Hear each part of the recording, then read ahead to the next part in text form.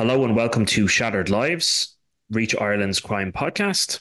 I'm Paul Healy and I'm joined as always by Michael O'Toole. How are you doing, Michael? All right, not the best week, Paul. How are you? Yeah, I suppose, look, it's a bit of a sour note that we have to start on, but it's an important one that we want to highlight first and foremost. Um, we want to stand in solidarity with our colleague who was just doing her job, really. And I'll let you, I suppose, explain the kind of wider details, but she was just doing her job when she has been hit with an array of, and I won't even say abuse, threats, Mm. some of which have to be taken quite seriously. So the Gardaí are involved, and we've spoken about this before. It's look, when you're under threat or there are Gardaí at your home, it's very lonely because the guards can't be there 24/7. This happened to me a couple of years ago. I've spoken about it in 2017. And it's very lonely, and you feel totally alone. You hear a noise 3 o'clock in the morning, you're awake. So I understand completely what that journalist is going through. And there's a couple of things I want to say. The background is this reporter covered the court hearing of 9 people charged over the disturbances in Coolock last Monday week, the 15th of July. Now, that could have been me, it could have been you, it could have been any one of the journalists. It was just that journalist was tasked to go there. Very good journalist, very accomplished reporter. And she did her job. Now, part of that job includes naming the accused, listing their addresses and their ages. And she got absolutely hockeyed. You do, I don't know one journalist who doesn't get grief on social media, and that's grand. You put up with it. But there's a line, and this Yeah. was so far past the line. Yeah, and I know that this journalist is a professional, someone who does her job very well. She covered a court report and did it extremely effectively and accurately. And for that, she's been leveled with this abuse by, um, I suppose, again, they're called far right, but really just agitators, people who um, again, don't live in a reality that you and Mm. I live in, where they think it's fine and acceptable to not just um, put the picture up of our colleague, but to do so by putting I've saw a one with an emoji of a gun put to her head, for example, pretty disgusting. But then to just constantly heckle her with abuse and people trying to determine her exact location, where she lives, Mm-hmm. her address, where she drinks, where she socializes, um, um, quite sinister stuff. Trying to pinpoint her location, and so I've seen some things that have directly suggested that they would do in some way do harm to her if they located her. So my takeaway from this is a couple of things. Firstly, I genuinely believe this, people think social media is not the real world, that Mm-hmm. what they say in social media doesn't really matter.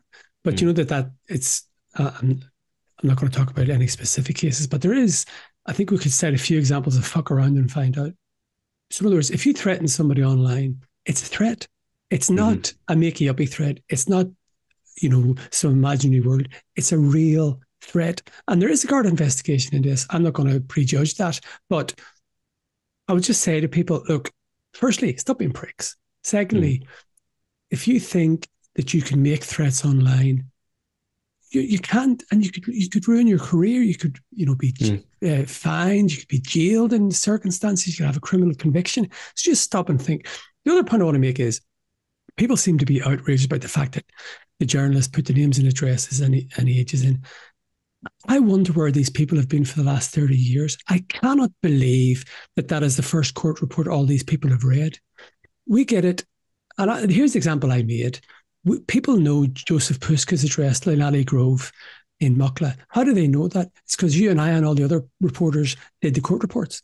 That is what you do. It's Mm-hmm. And basic. They don't have an idea of what civics is. They really need to learn this. Yeah, and two things on that.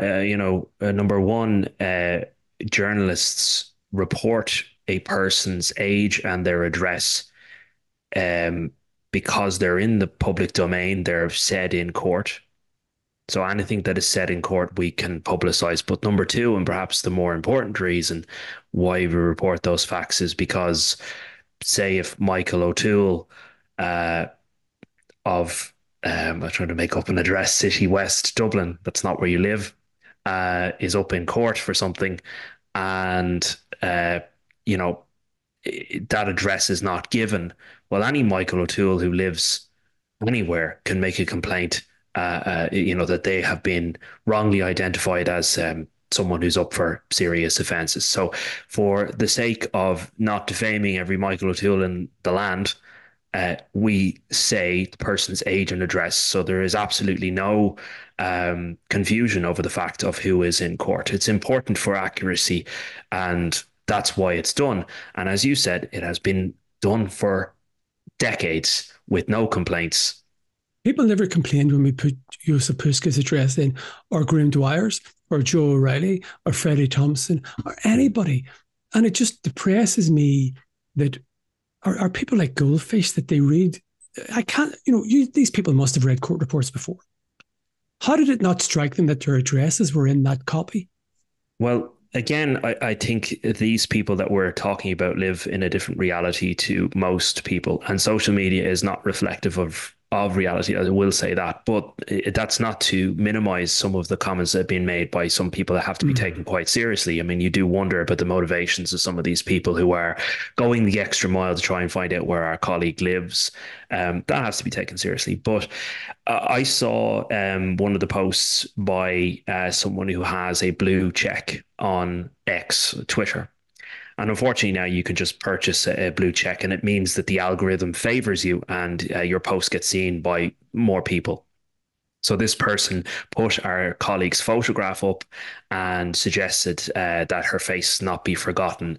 And there were just hundreds of comments and likes and shares from accounts that, frankly, I wonder how many of them are even based in Ireland, who are saying, let's find out where she lives. And it just started a complete hate campaign.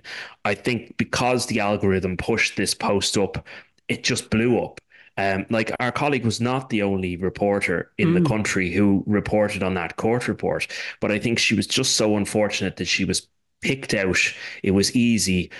And all of these people then, who I guarantee you did not actually go and click on the Irish Mirror and read the article, just went for her on the basis of seeing posts like that on X, on Twitter, on social media, by the only information that they get from these blue check arseholes. Let's be honest about it. I doubt they even read the article. And the thing is, I'm not saying that it's all right for us to be threatened, crime reporters, but crime reporters, can we say that it's an occupational hazard? A court reporter doing a court report, a straightforward court report. And by the way, I've never heard that journalist express any political views. They're straight down the line, just a hack. That's it. So I despair at what has happened to her, and I despair for society that people don't realize this is just ordinary journalism. Yeah, but if people lost their basic humanity as well, like, and empathy, I just cannot understand it. I mean, look, thankfully she's getting support from Gardaí and from, in fairness, Reach PLC, our parent company, the company that owns us, have really offered her some fantastic support, as has the NUJ, the National Union of Journalists. So it's great to see, and lots of colleagues from across the media have reached out to her and have wished her well, and offered their solidarity. So it is great to see that humanity amidst all of this. But it's a horrible place that we're in. And I think, unfortunately, even when we put this video out on YouTube, I guarantee you there will be comments heckling and abusing us. Listen, we live in a democracy. You're entitled to your opinion. Have a go at us. But don't think you can get away with threatening us. Look, that doesn't stand no matter who you are in this country. Would you start journalism again now if you were starting off? if you had the choice? You love to throw me the I curveball do. question. I have, well, Um, I'm older. I'm much older than you. And I've been mm, there and I remember this in the 90s and stuff. mm. Any journalist starting now, they just seem to be fair game. It's just vicious. It is vicious. Yeah, like, and I've said this before. I have a love-hate relationship with this job. I do love it, and I do think that there are occasions where you write a story and you feel that was important. Mm, Um, for those reasons, to stay in it. Yeah, for personal, selfish reasons, the job affords me a lot of freedom as well, and I can't imagine a 9 to 5 job. Um, but yeah, if I was coming into it now as a young journalist, just fresh out of college, I would find it for a multitude of different reasons, not just what we're speaking about, mm, quite difficult. And I do despair in a way for the future of journalism, but we need it more than ever because of the headbangers like this on social media who, unfortunately, now a certain cohort of society, all they do is get their information from social media. So that's why I think journalism is really important. Um, we're going to spend probably the next couple of years simply just trying to fight misinformation and try to fight for facts. Like in the past 2, 3 years, I've really found that the majority of our time is spent trying to get through conspiracy theories and tell people what's true and what's not. We've never had to deal with it on that level before, and it's only going to get worse. But that's an even greater argument for why we need more yes. journalists. So yeah, I Anyway, think yeah, hypothetically, if you asked me now, and I was young, I would say find an alternative career. well, I think I said this before. I had the chance to go and sort of do one of the things I was considering doing before I stupidly became a journalist is going to be an interpreter. And I Yeah. often think, I could be What would have living. been? What would have been? Mm, Anyway, maybe I would have mm. been a social media buckethead. Maybe I would have been one of those ones. Who knows? Perhaps you would have. But just on the subject of Coolock, obviously there have been a lot more developments since, and we're going to speak about that. The protests have continued. There has been more fires set at the former Crown Paints site there, and Gardaí have been doing their best to police it. I had a story on Saturday or Friday, sorry, in relation to the policing of that. And what I was told basically from my sources is the Gardaí on the ground, the ones, and I'm sure you can speak to this as well. I know you've been speaking to people who are familiar with the situation too. They're very frustrated because they feel they're kind of put in an impossible situation where they have to police this, but they don't want to be, and they cannot be, policing the former Crown Paints site for 24 hours a day. They're not a private security firm, and it is a private site, and they don't want to be seen as a private security firm either. So where possible, they have backed off, they have left the place. And again, they have repeatedly tried to facilitate peaceful protest. But as my source told me, every time they backed off over the last couple of days, these opportunistic thugs came in and set the fires. And they constructed kind of a wall to try and keep people out. But of course, when the guards moved off, some of these lads just simply scaled the wall, got into the site, and just set fire to the place. And Gardaí were largely powerless to stop that from happening. And it's happened 3, 4 times since. I think Um, four. yeah. So, I mean, I think they're in an impossible, very frustrating situation, and our politicians are going to have to ultimately deal with this. The guards can simply only respond to criminality as it happens. They cannot stand there 24 hours a day. I think the guards will be criticised whatever they do. Yeah. Do they bring in the public order unit, the riot squad? Are they front and centre and the regular are behind? Do they put the regular out first and the public order out? Do they use pepper spray? Do they use their shields? I haven't seen any asps being, the big long asps that the public order unit. I haven't seen anybody being Mm. hit in any of the videos there. So whatever the Gardaí do, they will get it Yeah. up the neary nary because they cannot do the right thing. And it is, I think you're right, Paul. I think it's an impossible situation for them. Now, but here's the really important thing. I think people are entitled to have concerns about immigration. People are entitled to complain.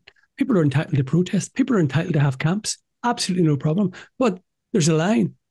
And Yeah. it can often be blurred because guards have to uphold and enforce the law. And that's it. But people are entitled to have concerns. No problem at all. I wouldn't want people to think that we're sitting there going, oh, they can't be protest away. This is the whole thing. Yeah. I mean, we don't want to be like America. Did you see that video? I think she was a black lady being shot by the cop because she had a boiling water in her hand. Hmm. Jesus Christ, that's shocking. So Hmm. the guards do facilitate protests. They absolutely facilitate protests, and they should facilitate protests. Yeah, and look, it's not for us to express our political opinion. I think we got a bit of criticism last week for giving opinions. I think you can give an opinion on when somebody is committing a crime. When you're setting fire to property, when you are literally attacking people at Gardaí, you're committing criminal offence. It's black and white, and that can't be tolerated in our society. So, yeah, of course, we're going to give our opinion about crimes. You're not entitled to jump over the wall and set fire to the building. But yeah, you are entitled to peacefully protest. You're Mm-hmm. entitled to have concerns about asylum seekers coming into your area. No one is arguing against that, and even the Gardaí are trying to facilitate that peaceful protest. Unfortunately, a certain cohort are coming in and ruining that. I think for a lot of people who possibly have genuine concerns about their locality, which they're entitled to have. So let's talk about the Garda investigation. There is a Garda investigation it was last 15th of July, wasn't it? There Hmm. is a significant Garda investigation. 32 people have already been arrested. 22 people have been charged and are before the courts. But we're going to talk about the Dublin riots last November in a while. This investigation is practically a carbon copy of that. So, in other words, the guards will be scouring CCTV and other footage. You notice I saw one of those citizen journalists being arrested by a public order fellow who had his body Hmm. worn camera on. So the guards Yeah. have their own video and audio as well. So uh, this investigation, I presume, will last several months, and there will be an awful lot of people arrested, questioned, and maybe charged. So it's not. There's not going to be something going to be happening tomorrow, and that's it. I think it's going to be a process. Yeah, and I recall the Garda commissioner saying the day after the protest last Monday that they would also look at incitement, possible incitement and charges in relation to the protest. So you're not just talking about people who immediately committed offences. You possibly are also talking about investigations into people who incited hatred and violence on those days, similar to the Dublin riots. And I think, say the arson incident, I think they would have a suspect for that, wouldn't they? Yeah, I mean, I was Mm. told that they have already identified a suspect in relation to that. Of course, these idiots are, now live streaming themselves, so it doesn't take a detective to work out. I mean, they're actually showing themselves jumping the wall, breaking into the site, and setting the fire. So they're doing a lot of the work for the Gardaí in showing themselves committing these crimes. Right. Shall we talk about the Dublin riots? Yeah, well, in relation to the Dublin riots, yes, as you mentioned, that's an ongoing investigation, and there have now been several more arrests. So nine more people were arrested yesterday in relation to the Dublin riots last November. Eight men and one woman. I think there have been court appearances since. In fact, I think as we're even recording this, there are court appearances, so we have to be somewhat careful. But in general, it shows that the investigation is still ongoing. I think there's been 49 arrests. Might correct me on that figure. Yeah. 49 arrests in relation to the Dublin riots so far. And yesterday, Tuesday was the 23rd of July, and that was the eighth month to the day since the 23rd of November Mhm. riots. And that's an 8 month investigation, and 49 people have been arrested. I think we'll be talking about this investigation by Christmas still, Yeah. because I think there's a long way to go. If you remember, I'm not going to talk about what people have been charged with, but I was trying to check yesterday. I don't think anybody has been charged with assaulting guards or assault in general. And we know Gardaí were assaulted. Do you remember that really Hmm. bad video of the Garda sergeant being assaulted on O'Connell Bridge? Yes. Do Yep. you remember the guards being chased in various parts? So that that is still to come. So my information is, look, there were about what 150, 200 people involved in this thing, and it was spread all over north central Dublin. It was chaotic for a couple of hours. guards have tens of thousands of hours of CCTV and other footage, and they're basically going through it. And one interesting aspect, people covered their faces when they were rioting or committing these crimes, but they didn't cover their faces when they were half a mile away. And Mm. that's what guards have done. So they've tracked people because you're wearing the same clothes. You might be wearing runners and tracksuits or a hoodie or whatever. So they'll be able to say, okay, there's that fella there who did that crime. Let's follow him, and then we identify him. And what they're doing is they're asking Gardaí all around the city, or all around the DMR, as it's called, the Dublin Metropolitan Region, to see if they can nominate suspects. But there's a Mm. significant number who haven't been nominated and identified, and that's where the process is at. So there could be 100 plus arrests by the end of this. I'd be surprised if it wasn't more than that, I'll be honest. Mm. Mm. So 49 already. Oh, there's a long way to go. Mhm.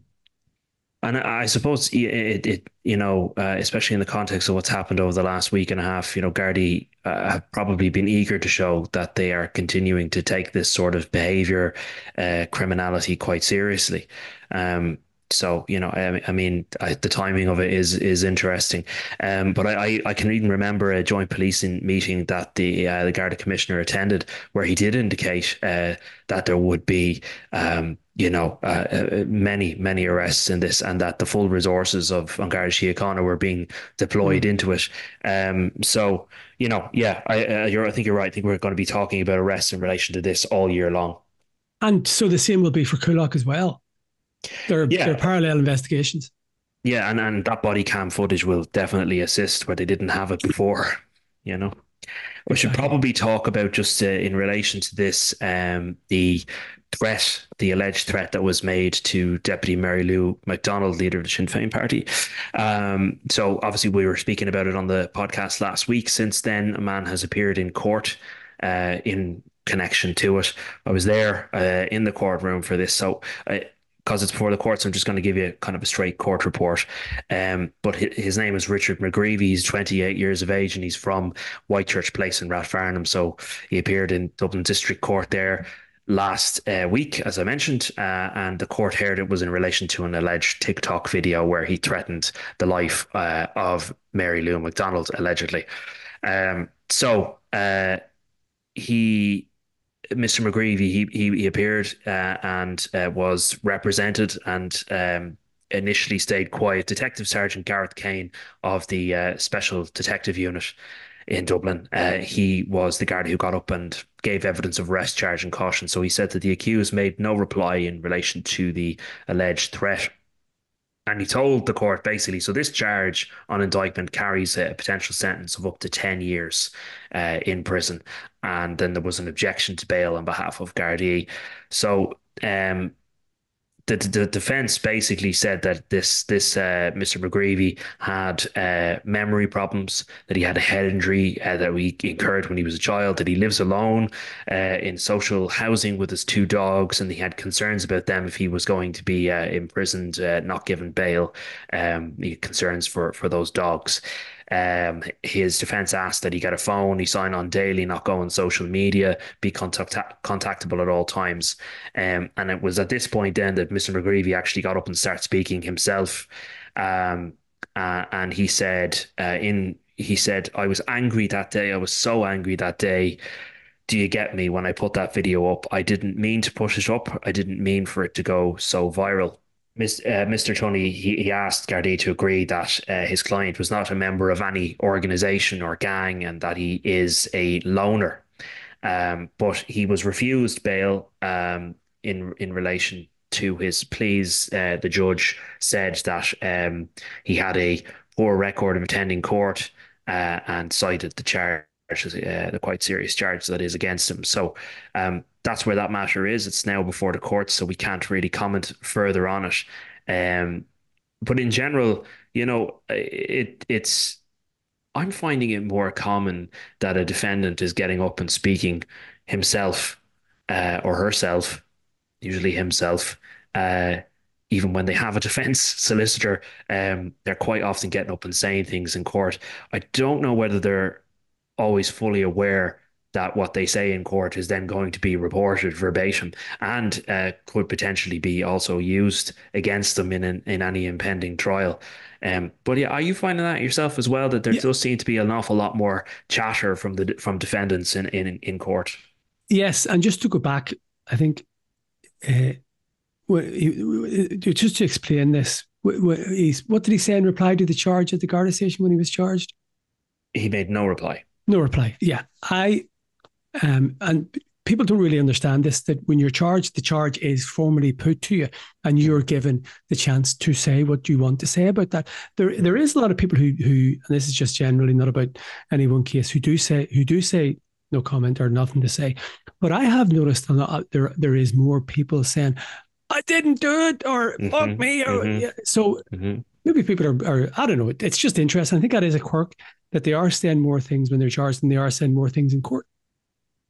Yeah, I don't know what it is, but yeah, of late it seems to be even that when after caution they say something other than no response. I mean, you're usually legally advised to say nothing, Mm. because it could impact on your trial and your defense if you're pleading not guilty, for example. But anyway, just an interesting observation in relation to that. So he's in custody now. He's in custody now, so we'll have to just probably leave that there. But Mm. in general, we were talking about threats to politicians last week. Um, also, sorry, that court case did hear, as I said, the charge is a threat to the life of Mary Lou McDonald, but there were certain facts heard in the bail hearing in relation to allegations that in this same TikTok video that Richard McGreevy um, made threatening comments towards the Garda commissioner and to other members of a Garda Síochána as well. Okay. So it's probably best to leave it there. You had Mhm. an interesting story I just want to touch on about, and it's unrelated, about drugs issues in prison. I think this is a very important issue. Yes, it is. This is kind of a very concerning story, and it could have been a lot worse. Thankfully, it isn't now. It did end in tragedy for one man, but there is a lethal substance that's, I'm probably going to mispronounce it, but it's nitazene or nitazene. And there have been concerns raised by the HSC and the Irish Prison Service about the amount of this drug that is floating around at the moment. It is more dangerous than fentanyl, I'm told, and it is kind of like it presents as like a small yellow pill. And sadly, a young man who is in prison, in Mountjoy Prison last week, his name is Adam Darcy. He's 21 years of age, and he was in for a drug offence.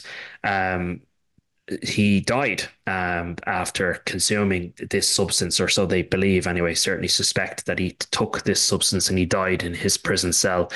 Um, he wasn't somebody that was, in any way a major criminal. Yes, he was serving a 2 year sentence in relation to drugs, but by all accounts, he was a young man, had his whole life ahead of him, and sadly just overdosed on this substance. But the larger context to this is that there were other overdoses in that same day, same week, and I understand there were four prisoners who all overdosed on this suspected substance. And thankfully, due to the quick medical intervention of staff at the prison, all of their lives were saved, bar obviously Mr. Darcy. And I understand that two of them in particular were considered critical, so we're in quite a bad state. But I'm told that there is, once they know or suspect that this drug has been taken, there is a very quick and easy solution to it. They give them this other, I don't have the name of it now, but they give them another substance that immediately rectifies the situation once they intervene quickly. But the problem is, I mean, it's not like when you get drugs in prison, you're going to be broadcasting it, advertising it. But off the back of this, there was an appeal by the prison bosses. Look, this stuff is dangerous. Hand it up if you see it. And as we reported, hundreds of pills were handed up the day of and day after the death of Adam Darcy in Mountjoy Prison. And that's extremely rare for prisoners to hand up any Mm. contraband. Yeah, well, I think they would have been told, look, you're not going to get punished for this. They were literally just trying to save lives. And very luckily, thankfully, nobody else died. But this could have been a mass casualty event. That's what I was told. I mean, this is very, very serious stuff. As I said, possibly more lethal than fentanyl, which, there's obviously ongoing concerns about that. But also, just coincidentally, that same week last week, a report was published by the inspector of prisons. So the inspector of prisons investigates, deaths in custody, and they investigated the death of a prisoner who was not named in this report, but a prisoner who died in Cork prison in March of this year. And again, uh, the suspicion is, or the findings of that report is that that prisoner overdosed on this nitazene substance as well. And very tragically, in that case, I understand that that prisoner, according to the report, was transferred to hospitals with an overdose, was saved, brought back to the prison, and overdosed again. Because I mean, they're just taking these pills. They don't realize maybe necessarily the dangers of it, and he died in his cell. So a very tragic case. But it also shows that even though last week was a major event, prison authorities have known about this for a good couple of months now. Yeah, and I suppose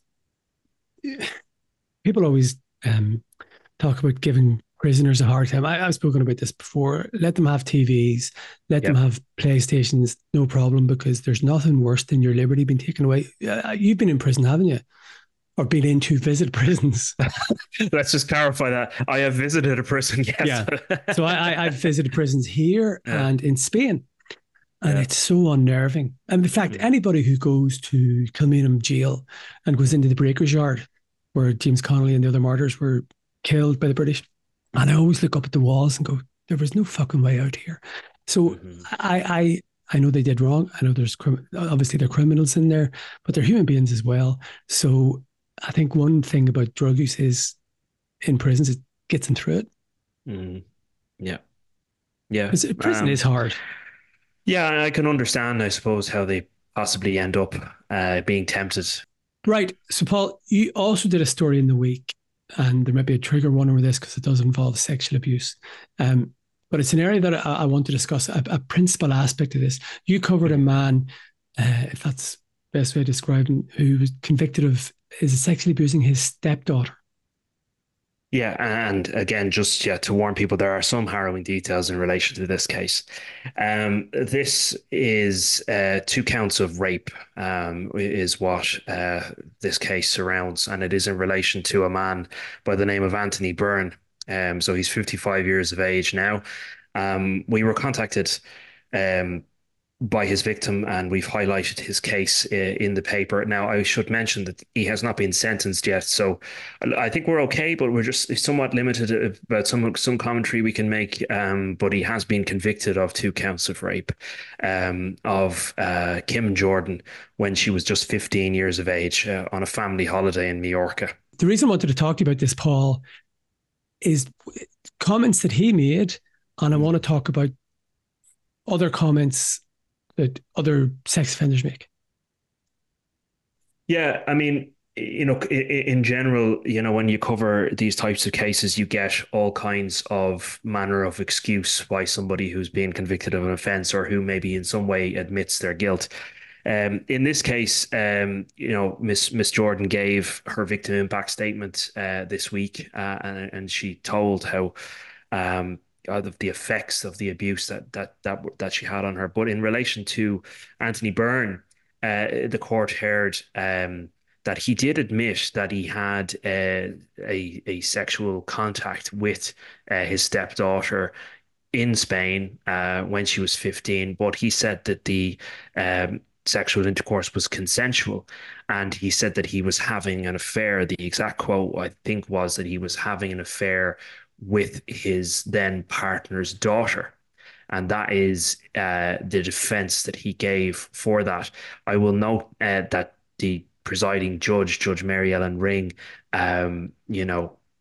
she highlighted that comment in particular, and that the defense for Byrne said that they were regrettable comments, and said that his client wouldn't have had the best use of language. But Judge Ring said there was no other way to interpret that, no matter what your limitations are with language. So, Um, so so yeah, let's talk wider, because I know this is still in the yeah, hands of Miss Justice Ring. The amount of paedophiles who basically say he or she was up for it. Children cannot consent to sexual yeah. contact. And it always and I don't want to say amazes me, but it makes me sadder even and darker. Like the Mm. number of men who go, "Ah, yeah, she was up for it." Kids aren't up for it, and even when they look at what we call CSAM, or what is legally known as child pornography, they go, "Ah, sure, it was only on the screen." Yeah. Those children are being abused. They're being sexually abused physically, and they're watching it. But the number of men who sit there and go, "Ah, look, it was grand. She was up for it. We had a relationship or whatever," and then you hear brazen things. I remember covering a horrendous case years ago about intrafamilial abuse, and the man said there was sex there for the taking, so I took it. It's hard to get into that sort of mindset to It's understand it, isn't it? it's Um, depraved. it is. It is. And I will note just, some of the things that the court heard this week. Um, Miss Jordan, the victim in this case, who's now an adult in her 30s, um, she said that Anthony Byrne's portrayal of her in court, she was disgusted by it, and she said that he was trying to portray her as some sort of quote unquote teenage temptress.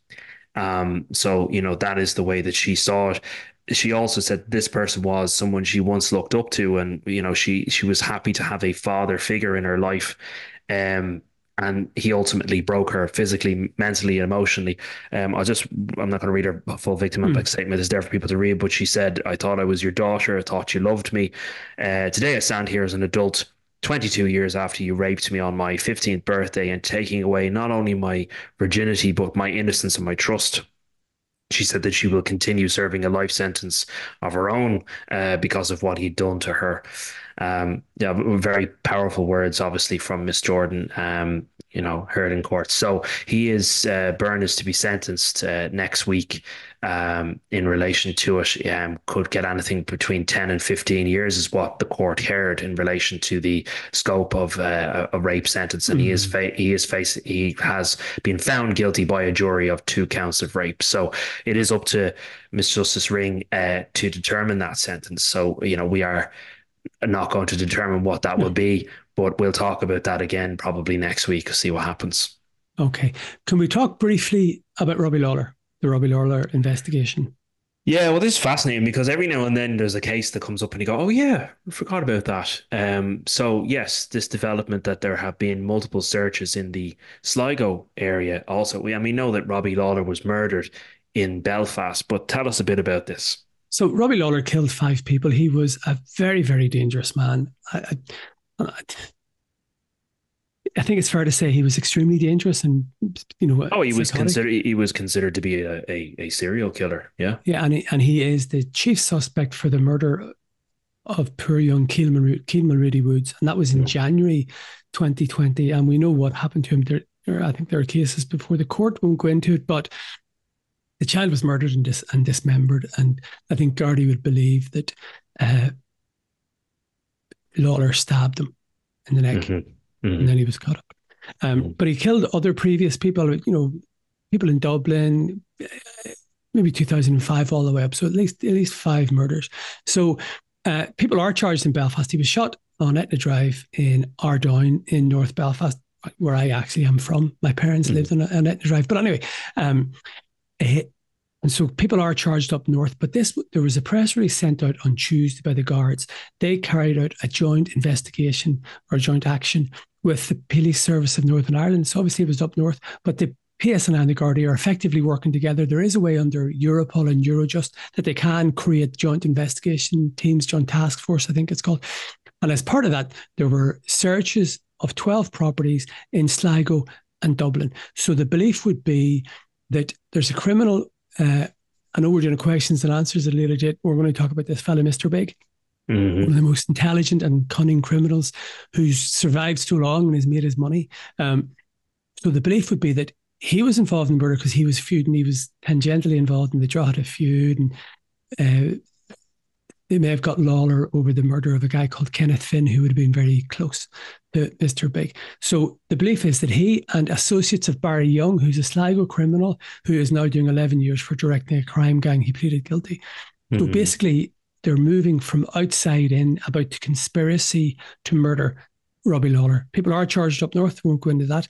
But It's this whole point that I can keep coming back to. One person pulls the trigger, but there could have been 8 or 9 people involved in getting to the point where that trigger was pulled. Interesting. And I mean, we always heard that there was a suspicion that there was a coalition of gangsters, so to Mm. speak, who came together to ultimately have Robbie Lawler murdered. He had racked up quite a list of enemies. Oh, he had, and like that Cian Mulready Wood thing is shocking. But you remember the before he was murdered, it was April 2020. Do you remember just before he was murdered, he had that incident with kids, Yes, yeah. went They they viral. they tried to kind of mess with him, really. Yeah, yeah, yeah, Mm, yeah. And then when Keane wasn't there some, yeah, wasn't there something about his flip flops were stolen and weren't mhm, flip flops put in the bag when part of Keane's remains were found? All that sort of stuff. So quite deranged, depraved, and psychotic. So he mm. is dead, but the Garda, it's just interesting that there's a two-faceted investigation here. Up north where the shooting happened, but down here where Gardaí would believe it was orchestrated and masterminded. So they have seized phones. There were no arrests, but I think it is all. There's this thing called EncroChat. We've spoken about it before. It was a encrypted phone service that the French police in 2017 cracked. It's Mm. led to dozens of court cases in Britain. Under a thing called Operation Venetic.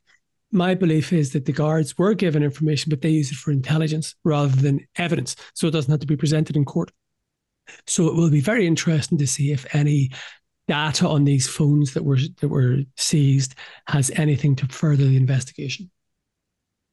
Very interesting. And in relation to Lawler, I mean, I think the talk at the time was it was a double cross type thing where he was on his way, he thought, to carry out a gangland hit of his own when he then was the person who was assassinated. Yeah, and wasn't he trying to get money off somebody or something? And Mm, there was a lot of cash involved. But yeah, look, that was a very consequential. All murders are mm, consequential, but that was very, very consequential because if the guards say they go after Mr. Big in relation to this, who's I don't mean untouchable. I don't think the guards have been able to land a punch on him. But mm. if they can on this, then that's big news. Pardon the pun. Yeah, But no, he is probably, I mean, the most written about gangster that has never been named and never been ultimately convicted of any serious offense. We all know who he is, but his involvement in this is fascinating. and we'll talk about that. We're going to be doing the next couple of We will. pods are going to be Yeah. questions and answers. I was just looking at them last night. Some fantastic questions. So we're gonna get onto that. But will that do us for today, good sir? Think so. Thank you very much. Thanks for listening to us. And yeah, we'll be back with the Q&A pod next week. Thanks, everybody.